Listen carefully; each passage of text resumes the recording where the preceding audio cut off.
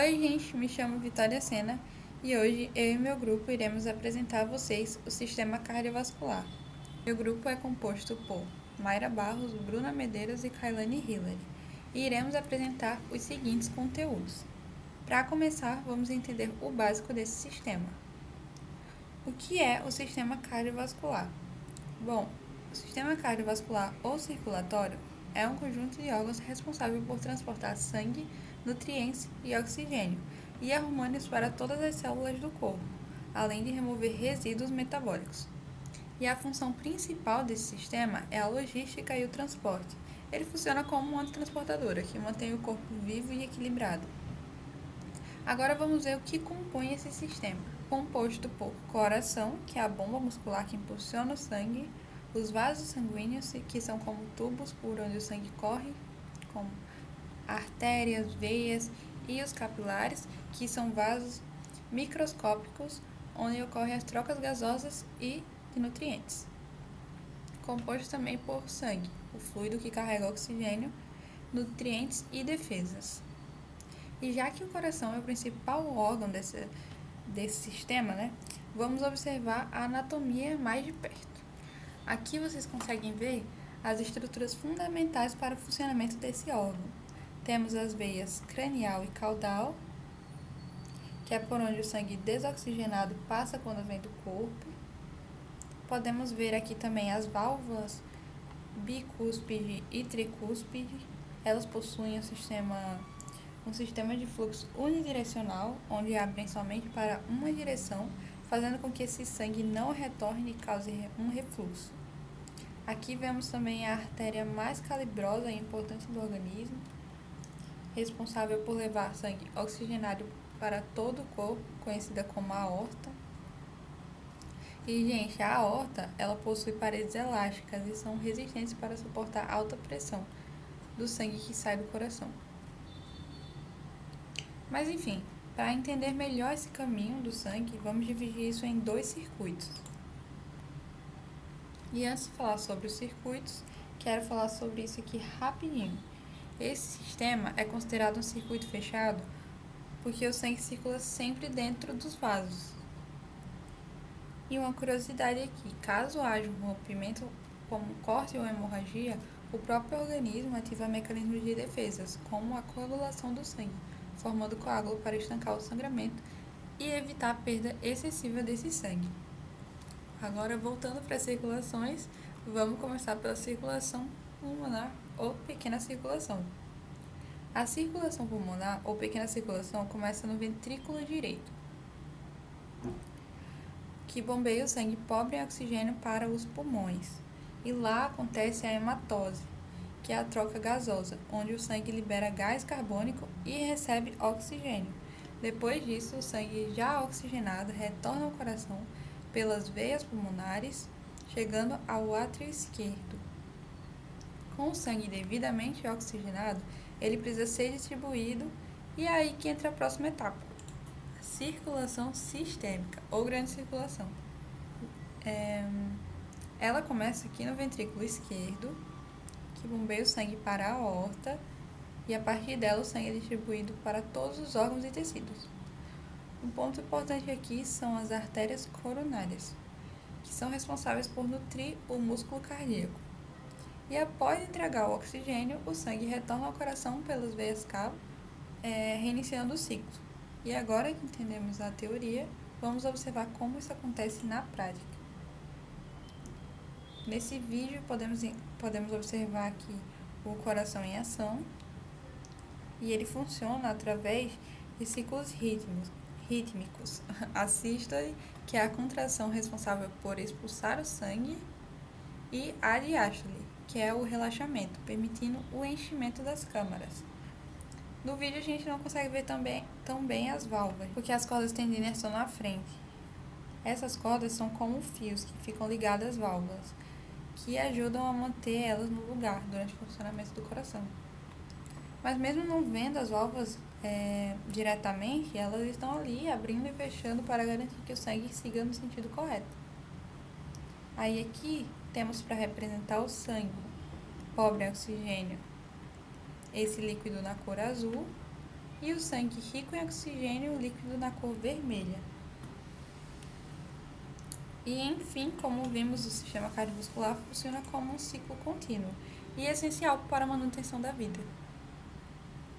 Oi pessoal, eu sou a Kailane Hilary e hoje eu vou explicar para vocês como o coração funciona, o que a gente chama de ciclo cardíaco. Na veterinária, a gente estuda isso para garantir que o coração dos animais esteja sempre forte e mandando o sangue do jeito certo para todo o corpo. O ciclo cardíaco é o caminho completo que o sangue faz a cada batida do coração. Ele funciona como uma bomba automática que nunca descansa. É esse trabalho que leva o oxigênio e os nutrientes que o animal precisa para ter energia, brincar e ficar saudável. O coração é muito organizado e não aperta tudo de uma vez. O sangue passa por 4 partes principais, os 2 átrios, que ficam na parte de cima, e os 2 ventrículos, que ficam na parte de baixo. O ciclo é o movimento de abrir e fechar dessa parte para o sangue seguir o caminho certo. A primeira fase é a diástole, que é o momento em que o coração relaxa. Imagina o coração como uma bexiga murcha que começa a se encher de água. Nesse momento, as paredes do coração relaxam e as portinhas se abrem. O sangue entra no átrio e desce rapidinho para os ventrículos. É a fase de encher o tanque. Se o coração não relaxar totalmente, ele não consegue ficar bem cheio para a próxima etapa. Logo depois que o coração encheu, vem a sístole. Se a diástole era o descanso, a sístole é a hora do trabalho pesado. Aqui, as paredes do coração se apertam com muita força. Esse aperto empurra o sangue do ventrículo para fora com pressão. O sangue do lado direito vai para os pulmões buscar o oxigênio, e o do lado esquerdo é jogado para o corpo todo, levando a vida para todos os órgãos dos bichinhos. Mas o que faz esse movimento acontecer? São 3 elementos principais: o sódio, que dá o sinal para o coração acordar, o cálcio, que entra para dar força na hora de apertar, e o potássio, que ajuda o coração a relaxar depois do esforço. Sem o equilíbrio desses 3, o coração perde o ritmo e pode até ter problemas graves. Para encerrar, o ciclo cardíaco não é apenas um movimento mecânico, mas é um equilíbrio vital. Quando entendemos como a diástole entre o coração e a sístole impulsiona o sangue, conseguimos identificar quando algo está errado. Na veterinária, se o animal tem um sopro, por exemplo, nada mais é do que uma dessas portinhas que mencionei não fechando no tempo certo do ciclo. Manter esse motor funcionando perfeitamente com a ajuda dos eletrólitos e de uma boa alimentação é o que garante a longevidade do nosso paciente. O ciclo cardíaco é literalmente o ritmo da vida. Muito obrigada. Simpático e parasimpático. O sistema nervoso autônomo controla a frequência dos batimentos do coração. O sistema parasimpático age quando o corpo está em repouso, diminuindo os batimentos cardíacos e relaxando o organismo. As principais funções são manter o equilíbrio e conservar a energia. Já os principais efeitos são a diminuição da frequência cardíaca, a contração das pupilas, o aumento da produção de saliva, estimula a digestão e o favorecimento do relaxamento. Já o sistema simpático é ativado em situações de estresse ou esforço, tendo assim, as principais funções é preparar o corpo para uma ação rápida. E os principais efeitos são o aumento da frequência cardíaca, dilatação das pupilas, o aumento da respiração, ter mais energia e a diminuição da digestão. Os dois sistemas trabalham de forma oposta para manter o equilíbrio do organismo. Contração cardíaca. A contração cardíaca começa quando um sinal elétrico chega às células do coração e esse sinal faz o cálcio entrar na célula e libera ainda mais cálcio do retículo sarcoplasmático. O aumento de cálcio permite a interação entre a actina e a miosina, causando a contração do músculo cardíaco. Depois, o cálcio é retirado do citoplasma e armazenado novamente ou levado para fora da célula. Com a diminuição do cálcio, o músculo relaxa e o coração volta ao estado de repouso. Gráfico das células miocárdicas contráteis. O gráfico mostra o potencial de ação das células musculares do coração durante a contração cardíaca. Na fase 0, ocorre a despolarização com a entrada rápida de sódio na célula. Na fase 1 e 2, acontece o plato onde entra o cálcio e diminui a saída de potássio, mantendo a contração. Na fase 3, ocorre a repolarização, com saída de potássio e o fechamento dos canais de cálcio. Na fase 4, representa o potencial de repouso quando a célula se prepara para um novo impulso elétrico. Olá, gente, meu nome é Emily Bruna. Eu fiquei com a última parte dessa aula, que seria meio que uma revisão de tudo que vocês viram. Vamos lá. A primeira pergunta é: qual é a composição anatômica do coração? E descrever o trajeto do sangue no coração. Aqui é a imagem de um coração para vocês. Como vocês podem ver, a gente tem a base do coração, que é em cima, e temos o ápice do coração, que é embaixo. Na base, temos as veias e as artérias. Temos a veia cava superior, temos a artéria aórtica, temos a artéria pulmonar e temos as veias pulmonares. No coração temos 4 câmaras, que são os átrios, esquerdo e direito, os ventrículos, direito e o esquerdo, e também temos as válvulas, tanto a tricúspide, tanto a mitral, pulmonar e a aórtica. E como ocorre o trajeto do sangue nesse coração? Vamos lá. O sangue chega pela veia cava superior ou a inferior, chegando para o átrio direito. O sangue venoso, o sangue pobre em oxigênio. Quando o sangue venoso cai no átrio direito, ela passa pela válvula tricúspide, caindo no ventrículo direito. Do ventrículo direito, ele é ejetado para a artéria pulmonar, chegando no pulmão, onde ocorre a hematose, que é a oxigenação do sangue. Quando essa oxigenação do sangue está completa, elas voltam pelas veias pulmonares, caindo no átrio esquerdo, passando pela válvula mitral, caindo no ventrículo esquerdo. Então, o sangue é ejetado pela artéria aorta e enviado para o sangue todo, para o corpo todo. Quais são os 2 tipos de células do coração? Nós temos 2 tipos de células, começando pelas células contráteis. Ela representa a grande maioria das células cardíacas, cerca de 99%. A sua função é elas contraem-se para bombear o sangue para fora das câmaras do coração e relaxam para permitir o enchimento, ou seja, elas controlam a sístole e a diástole.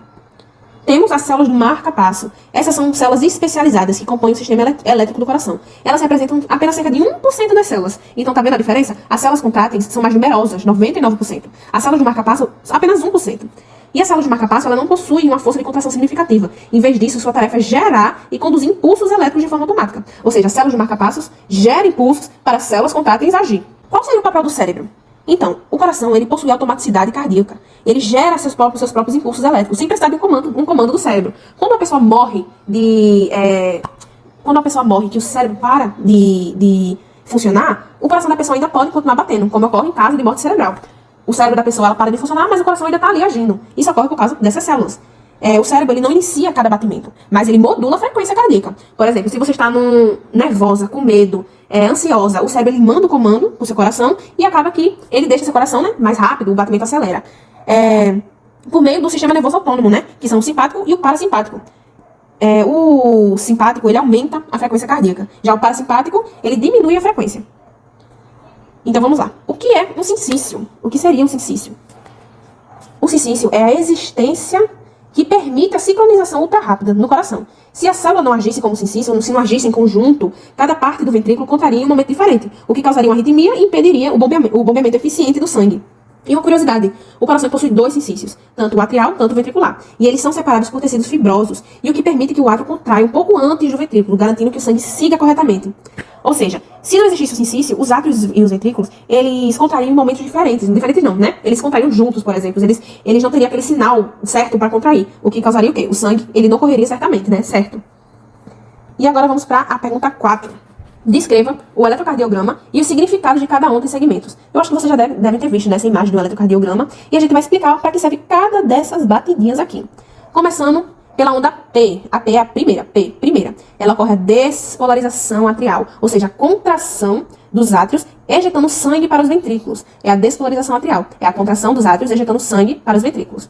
E a onda QRS? Vocês estão vendo que é essa maior? O complexo QRS é a despolarização ventricular. É onde ocorre a contração do ventrículo, ejetando sangue para fora do coração, tanto para o pulmão, tanto para o corpo todo. E agora, a onda T. A onda T é a repolarização ventricular. É onde ocorre o relaxamento do ventrículo para que ele se encha novamente de sangue. E aí, então, onde está a repolarização atrial? A gente falou de 3, mas não chegou na repolarização atrial.